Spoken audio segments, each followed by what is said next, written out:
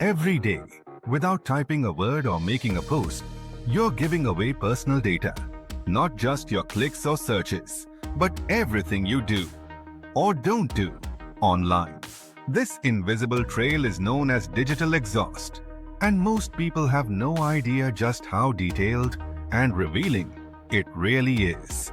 Let's say you're on your favorite news app.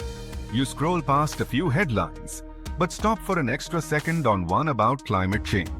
You don't click it. You don't share it. You just pause.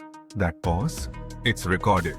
A small invisible piece of data that quietly says, "This caught your attention." You move on to Instagram. You don't like or comment on anything, but you linger longer on a reel about solo travel. Instagram notices. It doesn't need your likes anymore. It watches your behavior. You go on Google Maps to check how long it'll take to get to the gym. That location, it's logged, even if you never go. Your patterns are being tracked, interpreted, and sold. Not necessarily to bad actors, but to businesses, advertisers, governments, and data brokers. Here's what most people miss. Digital exhaust isn't made of things you consciously share. It's everything you emit unconsciously. It's behavioral data. Things like how fast you scroll, where your mouse hovers, how long you pause on a piece of content, what time of day you're most active, what ads you skip, what you rewatch without realizing. This kind of data doesn't just say who you are. It predicts who you might become. It's why companies can show you ads for something you almost thought about buying. Why your feed seems creepily relevant. Why platforms know when you're feeling anxious, impulsive, distracted, or sad. Because your digital exhaust tells them. Now think about how this gets used. Let's say you're someone who tends to scroll more late at night. You linger longer on motivational content. You're more likely to click impulse buy ads when you're tired. This data creates a pattern. Platforms start pushing you more inspirational posts, followed by ads for productivity apps or self-help books.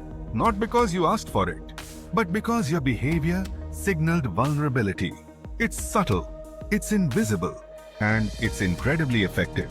This kind of profiling, sometimes called algorithmic psychometrics, means your digital exhaust is turned into psychological insights.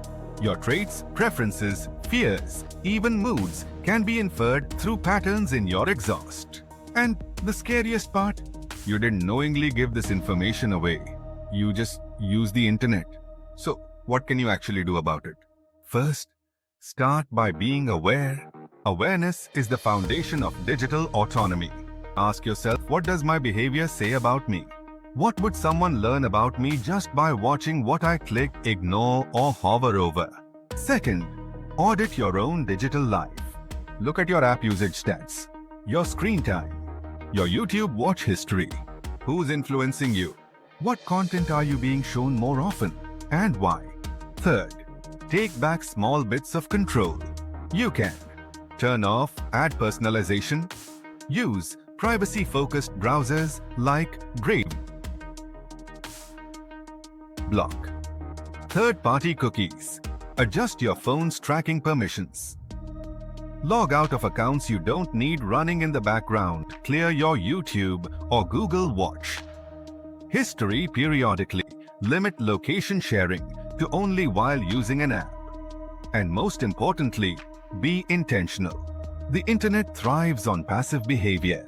If you start using it actively, you reduce the amount of unintentional data you emit. Even simple things, like pausing before clicking or disabling autoplay, can interrupt your automatic patterns. Here's the truth. You don't need to disappear to protect yourself. You just need to become conscious of the invisible footprints you're leaving behind. Digital exhaust is a natural byproduct of being online. But if you don't take ownership of it, someone else will.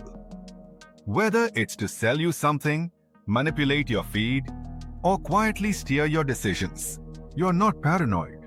You're paying attention. And in a digital world, that's one of the most powerful things you can do.